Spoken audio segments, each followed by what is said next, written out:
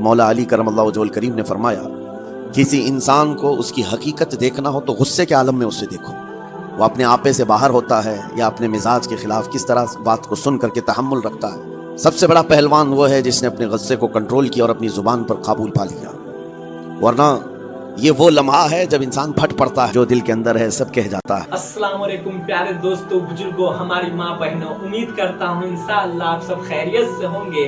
اللہ آپ سب کو ہمیشہ خوش رکھے اسی طرح۔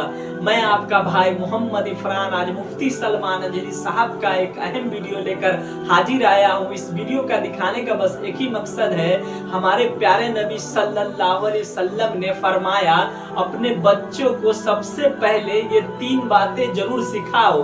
وہ باتیں کون سی ہے آج اس ویڈیو میں سنیں گے مفتی سلمان اجری صاحب کی زبانی۔ تو آپ سے گزارش ہے دوستو اس ویڈیو کو اینڈ تک دیکھیں اور مکمل جانکاری لے کر جائیں۔ اب آپ سب کا ٹائم نہ لیتے ہوئے اس ویڈیو کو شروع کرتے ہیں دوستو۔ جب تک آدمی بات نہیں کرتا اس کی اچھائی بھی چھپی رہتی ہے، برائی بھی چھپی رہتی ہے۔ انسان اپنے کلام سے، اپنی بات سے سمجھ میں آ جاتا ہے کہ کس کیٹیگری کا ہے، کس لیول کا ہے۔ اس کی گفتگو کے آداب اس کی حقیقت بتاتے ہیں، بلکہ یہاں تک کہ اس کے نسب کا بھی پتہ لگا لیا جاتا ہے اور اس کی تربیت کا بھی اندازہ ہو جاتا ہے۔ حضرت لقمان حکیم سے پوچھا گیا نیکی کس کا نام ہے، تو آپ نے فرمایا 2 چیزیں اور بہت چھوٹی۔ نیکی 2 چیزیں ہیں جو بہت چھوٹی ہیں۔ کہا کیا ہے؟ کہا کہ ملاقات میں لوگ اپنے بھائیوں سے مسکرانا اور نرم گفتگو کرنا۔ ساری نیکیوں کی جڑ ہے یہ، نرم گفتگو کرنا اور لوگوں سے خندہ پیشانی کے ساتھ مسکرا کر ملاقات کرنا۔ لیکن میرے عزیزو یہ 2 چیزیں بناوٹی تو بہت سارے لوگوں کے ساتھ آ سکتی ہیں، اخلاق تصنع جس کو کہتے ہیں تکلف کے ساتھ بہت سارے لوگوں کے ساتھ آ سکتی ہیں، لیکن حقیقت میں جس انسان کی طبیعت میں یہ 2 چیزیں ہونی چاہیے وہ کب سمجھ میں آتی ہیں؟ اس وقت مولا علی کرم اللہ وجہہ الکریم نے فرمایا کسی انسان کو اس کی حقیقت دیکھنا ہو تو غصے کے عالم میں اسے دیکھو، وہ اپنے آپے سے باہر ہوتا ہے یا اپنے مزاج کے خلاف کس طرح بات کو سن کر کے تحمل رکھتا ہے۔ سب سے بڑا پہلوان وہ ہے جس نے اپنے غصے کو کنٹرول کیا اور اپنی زبان پر قابو پا لیا، ورنہ یہ وہ لمحہ ہے جب انسان پھٹ پڑتا ہے، جو دل کے اندر ہے سب کہہ جاتا ہے۔ آپ کو میں بتاؤں نبی کریم صلی اللہ تعالیٰ علیہ وسلم کے عظیم اخلاق کریمہ، بخاری شریف کی حدیث ہے، حضور مسجد نبوی میں تشریف فرما ہے۔ اس وقت مسجد نبوی، آج ہو سکتا ہے آپ کے ذہن میں جو امیج ہے مسجد نبوی کی بہت بڑی عالی شان مسجد، لیکن وہ زمانہ نبوی میں اس طرح کی نہیں ہے، کچی دیواریں تھی، اوپر چھپر کے چھت پڑے ہوئے تھے اور مٹی کی زمین تھی۔ یہ مسجد نبوی کی شکل اس زمانے میں حضور اکرم صلی اللہ تعالیٰ علیہ وسلم اپنے صحابہ کے ساتھ بیٹھے ہیں، ایک دیہات کا رہنے والا شخص آیا۔ ایک بات یاد رکھیں کہ دیہات میں، گاؤں میں رہنے والوں کے اخلاق اور تمیز میں بڑا فرق ہوتا ہے، ان کے ہاں آداب کی کمی ہوتی ہے۔ وہ شخص آیا اور مسجد نبوی میں آ کر حضور صلی اللہ علیہ وسلم سے کچھ بات چیت کیا اور تھوڑی دیر کے بعد مسجد میں ہی کھڑے ہو کر پیشاب کرنا شروع کیا۔ بخاری شریف میں یہ حدیث موجود ہے، جب مسجد نبوی میں کھڑے ہو کر پیشاب کرے تو صحابہ اکرام سب دیکھ کر کے دوڑانے لگ گئے، خذوہ خذوہ، پکڑو اس کو، پکڑو اس کو، اور صحابہ دوڑاتے تھے، وہ پیشاب کرتے ہوئے بھاگتا تھا پوری مسجد میں۔ نبی پاک صلی اللہ تعالیٰ علیہ وسلم نے فرمایا دعوہ، چھوڑ دو اس کو، کر لینے دو، پیشاب کر رہا ہے مسجد میں، چھوڑ دو اس کو۔ جب وہ صحابہ اکرام حضور کا حکم سنتے ہیں سب پیچھے ہٹ گئے۔ تھوڑی دیر کے بعد نبی کریم صلی اللہ تعالیٰ علیہ وسلم نے صحابہ سے فرمایا پانی کے ڈول بھر کر کے لائے جائیں۔ صحابہ سے ہی منگوائے، پانی کے ڈول بھر کر کے لائے گئے اور مسجد نبوی کے میدان میں فرش پر بہایا گیا اور صاف کیا گیا۔ اب وہ شخص نہایت ہی ڈرا سہما کھڑا تھا، میرے ساتھ کیا ہوگا پتہ نہیں، میں نے پیشاب کیا، اب مجھے یہ لوگ قتل کر ڈالیں۔ نبی کریم صلی اللہ تعالیٰ علیہ وسلم نے قریب بلایا اور فرمایا، نہایت نرم گفتگو کے ساتھ حضور فرماتے ہیں یہ اللہ کا گھر ہے، یہاں پیشاب نہیں پیشانیاں رکھی جاتی ہیں۔ بس یہ جملہ ہے، بخاری شریف میں موجود ہے، یہاں عبادت کی جاتی ہے۔ اتنا کہہ کر رخصت ہو گئے، رخصت کر دیا۔ وہ دیہات سے آیا ہوا جو نوجوان تھا یا شخص تھا، باہر نکلتے ہی وہ کلمہ طیبہ پڑھ کر حضور کی غلامی میں شامل ہوا۔ میں نے وہ بلند عالی اخلاق نہیں دیکھے نبی کریم صلی اللہ علیہ وسلم کے بارے میں قرآن کہتا ہے فَبِمَا رَحْمَةٍ مِّنَ اللَّهِ لِنْتَ لَهُمْ، اللہ کی رحمت سے آپ لوگوں کے لیے نرم ہیں، اس لیے لوگ آپ کے ارد گرد لگے ہوئے رہتے ہیں۔ وَلَوْ كُنْتَ فَظًّا غَلِيظَ الْقَلْبِ لَانفَضُّوا مِنْ حَوْلِكَ، اے رسول اگر آپ سخت دل ہو جائیں تو پھر یہ سب چھٹ جائیں گے، آپ سے دور ہو جائیں گے۔ اس رسول کے لیے جب کہا گیا ہے کہ اگر آپ سخت ہو جائیں تو لوگ چھوڑ کر کے دور ہو جائیں گے، تو ہمارے اور آپ کے لیے کس قدر لہجے کی پابندی ضروری ہے۔ ہاں عزیزان گرامی وقار، اپنی گفتگو، اپنے کلام، اپنی بات چیت سے آپ اپنے سلیقے بتاتے ہیں۔ گالی گلوچ کرتے ہوئے جن کی صبح شامیں ہوتی ہیں ان کو دیکھ کر کے ہی پہچان میں آ جاتا ہے کس گھر سے یہ تعلق رکھتا ہے، کہاں ان کی تربیت ہوئی ہے، کس طرح ان کے آداب سکھائے گئے۔ اسی لیے میرے عزیزو، بچوں کو آوارہ بھی نہ چھوڑ دینا کہ وہ اپنی زبان گلی کوچوں سے سیکھ کر کے جائیں۔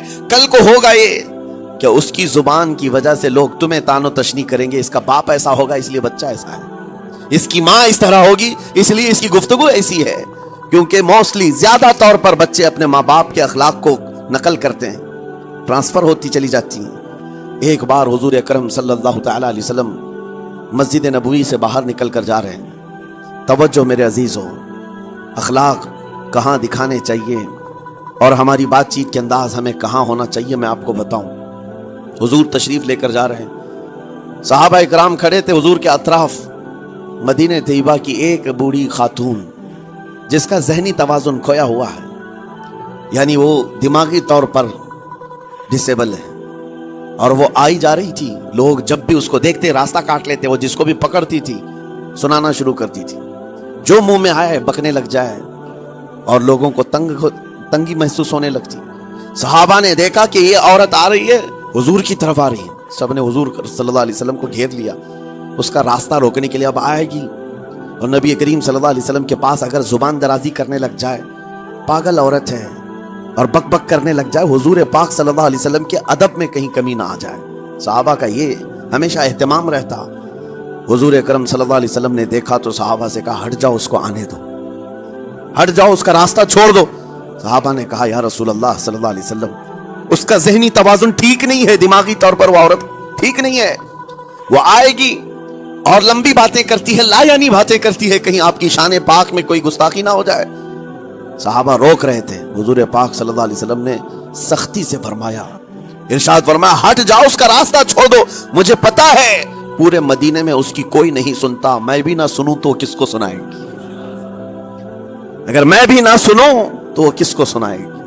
یہ میرے مصطفیٰ کریم صلی اللہ تعالی علیہ وسلم کے دربار عالی جاہ کی وہ بلند اخلاق کریمانہ کی ایک مثال ہے، جس کو خود میرے آقا نے فرمایا بعثت لأتمم مکارم الاخلاق۔ عزیزان گرامی وقار، لوگوں کے آج حالات ایسے ہیں کہ اچھے لوگوں کے ساتھ اخلاق الگ دکھائے جاتے ہیں، چھوٹے لوگوں کے ساتھ اخلاق الگ دکھائے جاتے ہیں۔ سٹیٹس کا آدمی ہو تو اس کے ساتھ ملنے کے طریقے الگ ہیں، اور غریب کوئی آ جائے، فقیر کوئی آ جائے تو اس سے ملنے کا انداز الگ ہو جائے۔ یہ نہ ہو، یہ ہم سب کے لیے نصیحت ہے۔ اسی ممبئی کی سرزمین پر میں آپ کو بتاؤں، ایک ماہم شریف میں بزرگ حاجی صاحب ہوا کرتے تھے، آج سے تقریباً 10-12 سال پہلے کی۔ وہ کئی لوگوں سے ایک سوال کرتے تھے پکڑ پکڑ کر کے کہ میرا ایک سوال ہے، آپ جواب دیں گے، میرا ایک سوال ہے۔ کئی علماء سے انہوں نے پوچھا، مجھ سے بھی انہوں نے، جب میں نیا تھا مصر سے پڑھ کر کے آیا تھا، میرے پاس آ کر کہا کافی سالوں سے میرے ذہن میں ایک سوال ہوتا ہے، میں آپ سے بھی پوچھنا چاہتا ہوں۔ کہا بتائیے کیا ہے؟ کہا میں حضور سرکار مجاہد ملت رحمت اللہ علیہ کا مرید ہوں، علامہ حبیب الرحمن مجاہد ملت، رئیس اعظم اڑیسہ، جن کے خدمات جلیلہ آج ہو سکتا ہے نئی جنریشن کو نہ معلوم ہو، ان کا لقب ہے مجاہد ملت، جنہوں نے سنیت کی بقا کے لیے اپنا تن من دھن سب قربان کیا تھا۔ وہ مجاہد ملت عظیم بزرگ ولی کامل ہے۔ فرما یہ حاجی صاحب کہتے ہیں کہ میں ایک نارمل آدمی تھا، کڑیا تھا، یعنی گھر بنانے کا کام کرتا تھا۔ جب وہ ممبئی تشریف لاتے تو دوڑ کر کے ہر جگہ سے لوگ ملنے آتے، میں بھی گیا تھا، اور اس وقت میں جوان تھا۔ حضور مجاہد ملت رحمت اللہ علیہ کی بات وہ بتا رہے ہیں کہ لوگ لائن لگا کر کے مصافحہ کر رہے تھے، مل رہے تھے۔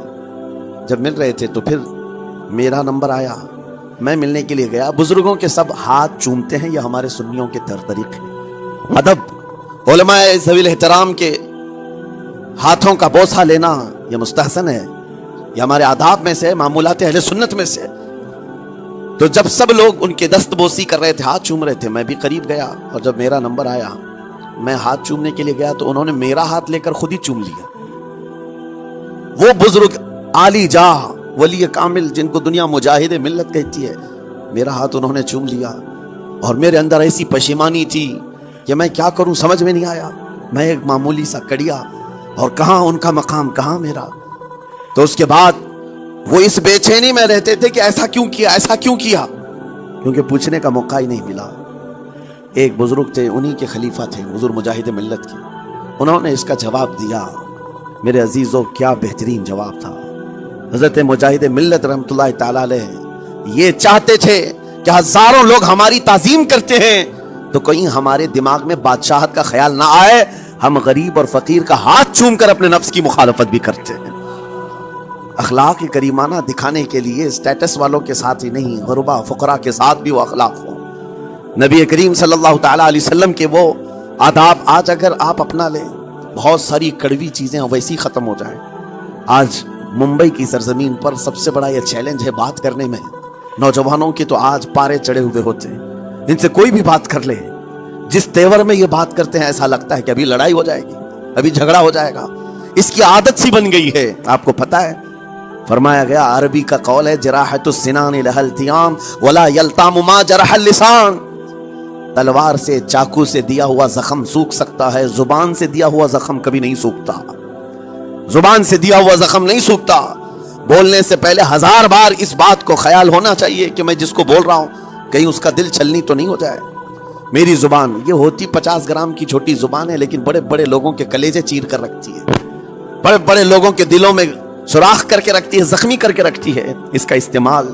اسی لیے روایت میں ملتا ہے کہ جب انسان صبح کرتا ہے تو سارے اعضاء، ہاتھ پیر آنکھ کان ناک، سارے اعضاء سب سے پہلے زبان سے یہ عرض کرتے ہیں، اس کی پناہ مانگتے ہیں، کہتے ہیں آج تو صحیح سلامت رہے گی تو ہم سب صحیح سلامت رہیں گے، اور اگر تو پھسل گئی تو عذاب ہم پر بھی ہوگا۔ زبان بولتی ہے، مار کسی اور کو پڑتی ہے، کوئی زبان کو مارتا نہیں ہے، گالی زبان دیتی ہے، لیکن مار کبھی پیٹھ پہ پڑتی ہے، سر پہ پڑتی ہے، ہر جگہ پڑتی ہے۔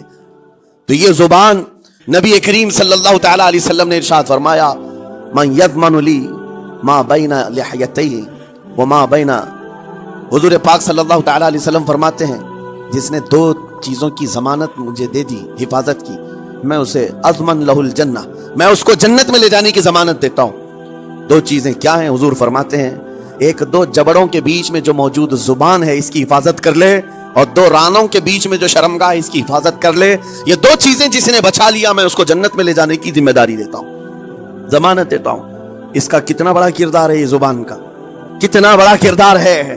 اور حضور نے ایک بار پکڑ کر کے فرمایا تھا، زبان کو پکڑ کر کے کہا تھا، یہ وہ زبان ہے جو انسان کو جنت میں بھی لے جاتی ہے اور دوزخ میں بھی لے جاتی ہے۔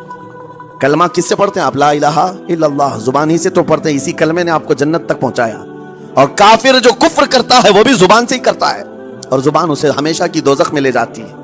اس زبان کو چلانے سے پہلے 1000 بار سوچ لیں کہ آج لہجوں کی سختیاں بڑھتی چلی گئیں، اور آپ کو پتا ہے قرآن پاک میں رب تعالیٰ نے یہ فرمایا، وَلَا تَقُلْ لَهُمَا أُفٍّ وَلَا تَنْهَرْهُمَا، والدین کے بارے میں بچوں کو کیا کہا گیا؟ ان کو اف تک نہ کہو۔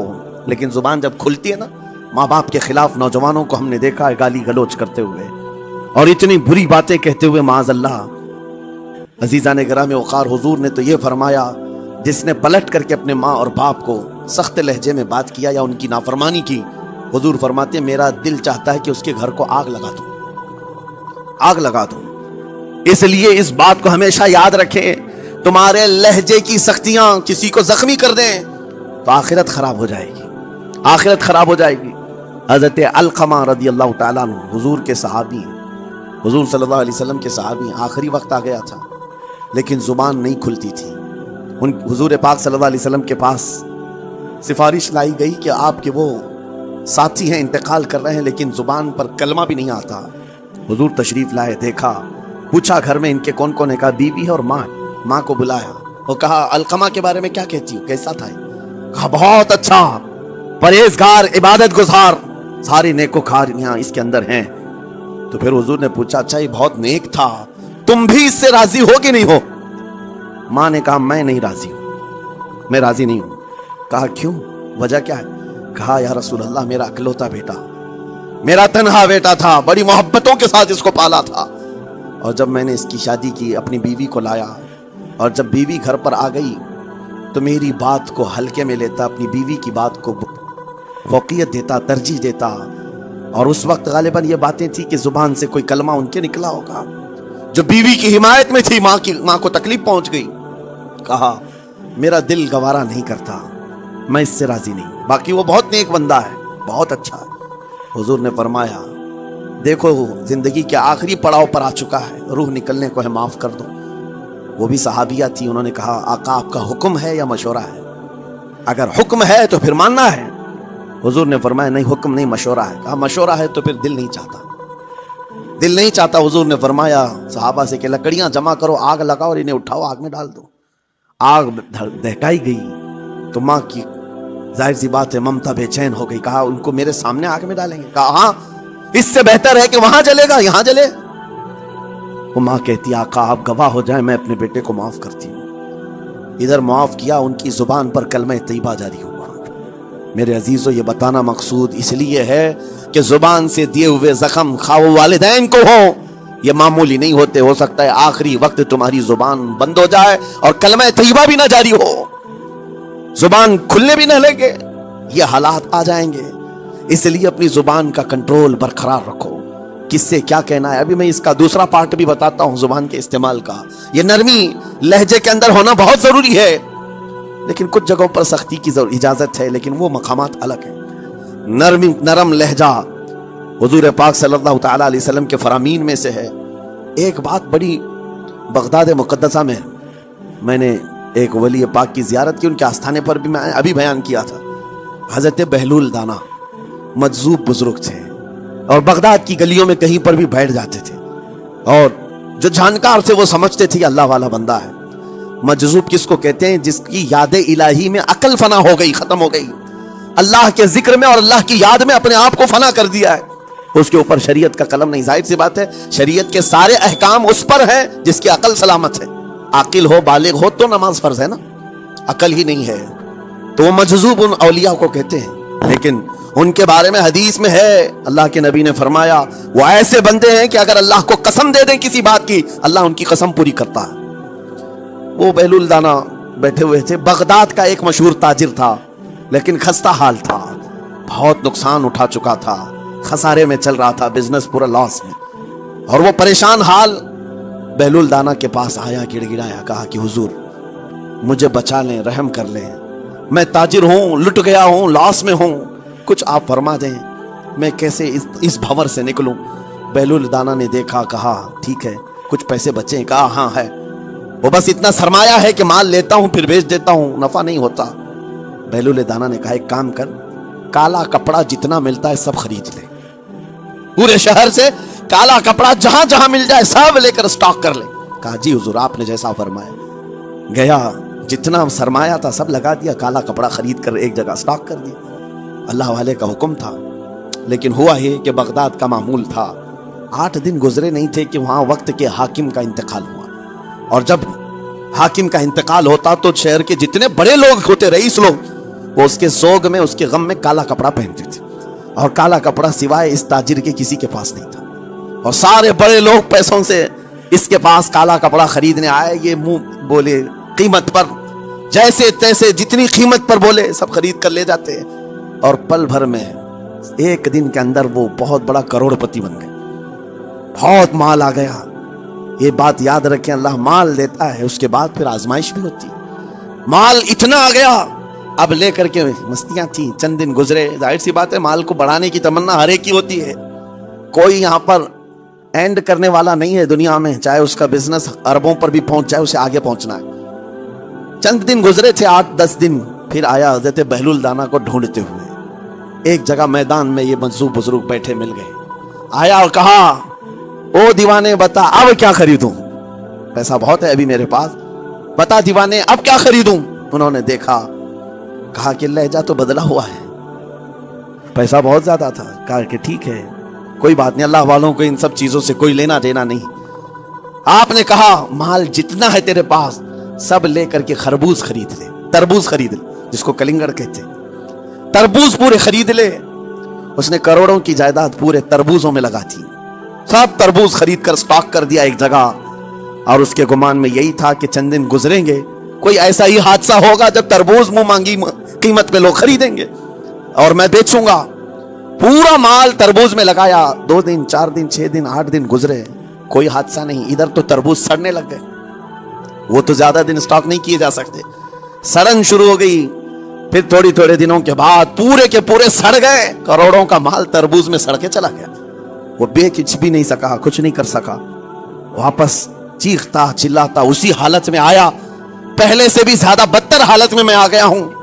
दौड़ते हुए आया, हजरत बहलुल दाना को ढूंढते हुए। कहां है वो? उसी जगह बैठे हुए मट्टी में बैठे रहते थे। करीब आया और कहने लगा कि आपने मेरे साथ ऐसा क्यों किया बहलुल? बहलुल दाना ने कहा क्या हुआ? कहा मैं तो लुट गया, तरबूज में पैसे लगाए आपकी वजह से और पूरे सड़ गए। बहलुल दाना ने कहा मैंने तो कुछ नहीं किया, पहले तो तुझे नफा मिला था वो तेरे लहजे की वजह से, अब खसारा हुआ है तेरे लहजे की वजह से। पहले जो आया था बात करने के लिए उस वक्त तेरी तमीज अलग थी, तेरी तहजीब अलग थी, अखलाक अलग थी।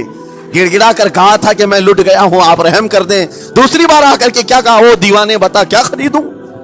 लहजा बदल गया तो पूरी हैसियत बदल गई। जुबान हमारी ऊंचाई पर भी ले जाती है और नीचे भी ले आती है। इस बात को हमेशा मलहूज रखें कि इस जुबान से बहुत सारे लोग नफा भी उठाते हैं, बहुत सारे लोगों को नुकसान भी होता है। लेकिन साथ में मैं ये बात भी अर्ज करूं, नरम गुफ्तगू करने का आदी हर एक को होना चाहिए। नरम गुफ्तगू करने का आदी हर एक को होना चाहिए, उसकी नेकियों की अलामत है, उसके अखलाक की अलामत है। लेकिन साथ में इमाम शाफी रहमतुल्लाह तआला अलैह ने यह भी फरमाया, चाहे जितनी भी नरम तबीयत हो इंसान की, अल्लाह और उसके रसूल के लिए गैरत होनी चाहिए। अल्लाह उसके रसूल के खिलाफ बात सुने तो फिर नरम लहजे का इस्तेमाल ना करेंगे, फिर वो बुज़दिली कहलाएगी, वो बुज़दिली कहलाएगी। आज मैं एक बात ये भी बता दूं, बहुत सारे लोग ये समझते भी हैं। अभी चंद दिन कबल मैं माररा मुतहरा में बयान किया अखलाक के औलिया इकराम के मजहब व मसलक पर, और पिछले 15 सालों से मैंने बहुत सारे खिताबात किए हैं अखलाक पर, मुआशरे की बुराइयों पर। लेकिन अभी चूंकि चंद दिनों में जलसे प्रोग्राम बहुत सारे हो गए और अजमत नामों से रिसालत पर ज्यादा गुफ्तगू होने लगी, तो लोगों में एक इमेज अलग बैठी हुई। और अभी हमने अखलाक के हसना पर गुफ्तगू क्या की। 8 दिन पहले एक बुजुर्ग ने मुझसे पूछा, ऐसी भी तकरीर करते हैं आप ऐसी भी तकरीर करते हैं, यानी नरम गुफ्तगू भी करते हैं?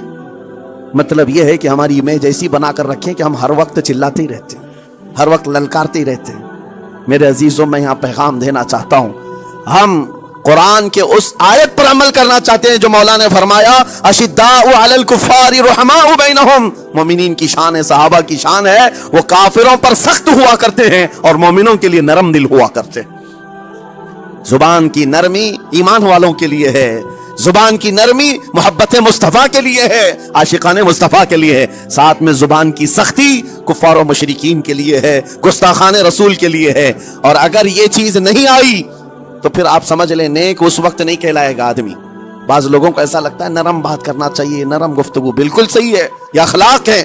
लेकिन अगर ऐसे मकामात पर जहां तुम्हारे नबी को कोई गाली दे रहा हो, रब की शान में कोई भौंक रहा हो, उस वक्त तुम कहो कि अखलाक है, नरम बात करना चाहिए, ये बेगैरती है, ये बेगैरती है।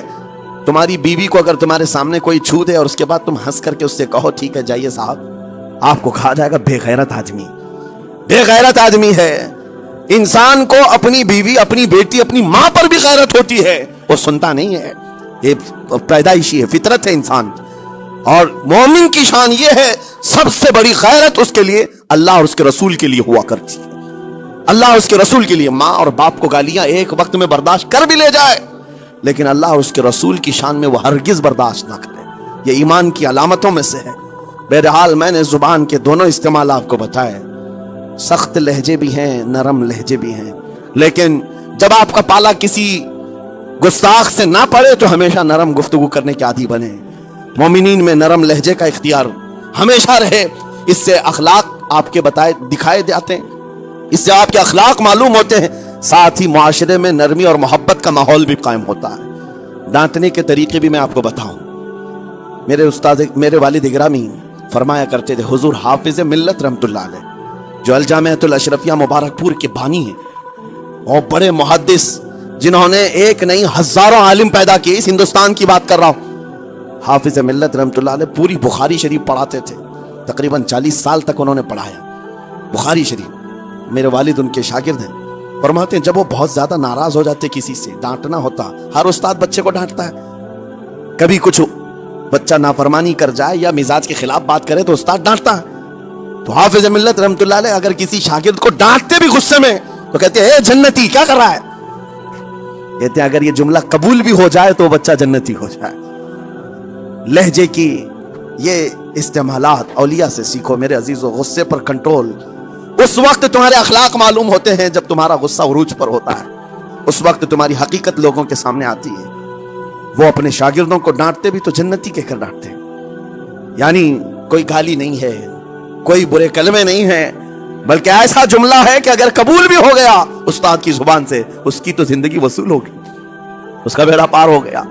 ہمارے درمیان ماں باپ کو بھی یہ چاہیے کہ بچوں کو کس طرح کے اخلاق آپ دے رہے ہیں۔ گفتگو کرنے کے متعلق قرآن میں اللہ تعالیٰ نے آداب بتائے ہیں۔ جب آپ گھروں کے اندر موجود ہوں تو بچوں کے سامنے کس طرح کی گفتگو کیا کریں گے، کیسی بات کریں گے۔ شوہر اور بیوی جس طرح کی باتیں کر رہے ہیں بچے کے دماغ میں وہ پورا کا پورا چھپتا ہے، ٹرانسفر ہوتا ہے۔ اسی لیے کہا گیا ایڈلٹ گفتگو کبھی بھی بچوں کے درمیان نہیں کی جائے گی۔ جو میچورٹی میں نہیں ہے ان بچوں کے سامنے ماں اور باپ بیٹھ کر کے کلام بھی نہ کریں، بات نہ کریں۔ معاشرہ تو آج ایسا ہے، سب پوری فیملی لے کر کے بیٹھے ہوئے ہیں، اور حد تو یہ ہے کہ گندی فلمیں سامنے لگی ہوئی رہتی ہیں۔ وہ کیسے بچا پاؤ گے؟ 4 سال 5 سال کے بچے کے اندر بھی وہ گفتگو، وہ مکالمات، ایک دوسرے سے بات کرنے کی تمیزیں، وہ سب وہاں سے سیکھتا آ رہا ہے۔ گھروں کے اندر ماحول کو تبدیل کرنے کے لیے آپ کی اپنی زبان پر کنٹرول اور اپنے بچوں کی تربیت اور ان کی زبان پر کنٹرول بہت ضروری ہے۔ پھر دیکھنا آپ یہ معاشرہ پیدا کر کے کل کو آپ کا بچہ نکلے گا، اس کی تمیز، اس کے اخلاق پر ہر کوئی اش اش کرے گا۔ چند دنوں کی محنت ہے آپ کی، لیکن بچے جب سلیقے کے ساتھ گفتگو کریں تو لوگوں کا دل جیت لیا کرتے ہیں۔ بات کرنے کے آداب ایسے ہیں کہ لوگ دل جیت لیا کرتے ہیں۔ یہ میرے استاد گرامی مصر کے رہنے والے تھے، جب خطابت ہمیں سکھا رہے تھے گفتگو کرنے کے آداب، تقریر کرنے کے آداب، تو ایک امام غزالی کا قول تھا کلم الناس علی قدر عقولہم، لوگوں سے ان کی عقل کے مطابق بات کرو۔ اس پر وہ سمجھاتے ہوئے ہمیں ٹریننگ دیتے تھے اور کہتے تھے کہ تمہارے پاس آنے والے کئی طرح کے لوگ ہوں گے، اگر تم امام ہو، اگر داعی ہو، خطیب ہو، مقرر ہو، کوئی غریب گھر سے، کوئی بڑے امیر گھر سے، کوئی پڑھا لکھا آئے گا، کوئی جاہل ہوگا، کوئی بدتمیز بھی ہوگا، کوئی نیکوکار، کوئی گنہگار، سب طرح کے مکس مجموعہ تمہارے پاس ہوگا۔ ان سے خطاب کرنا، ان سے بات کرنا، کس انداز سے بات کرو گے، کیسے ان سے کلام کرو گے۔ میرے عزیزو، یہ ہمارا اپنا ہنر نہیں ہے، ہم جو آپ کے سامنے گفتگو کر رہے ہیں یہ ہمارا فن نہیں ہے، یہ اپنا پیدا کیا وہ ہنر نہیں ہے۔ ہمیں سکھایا گیا تھا صرف اور صرف آپ کو اس مجمع سے اور یہ آئے ہوئے جمع غفیر سے بات کرنے کے لیے ایک ہی اسلوب اپنانا ہے، دیکھنا ہے کہ رسول اللہ کیسے بات کیا کرتے تھے۔ میرے آقا صلی اللہ تعالیٰ علیہ وسلم کا اسلوب اپناؤ۔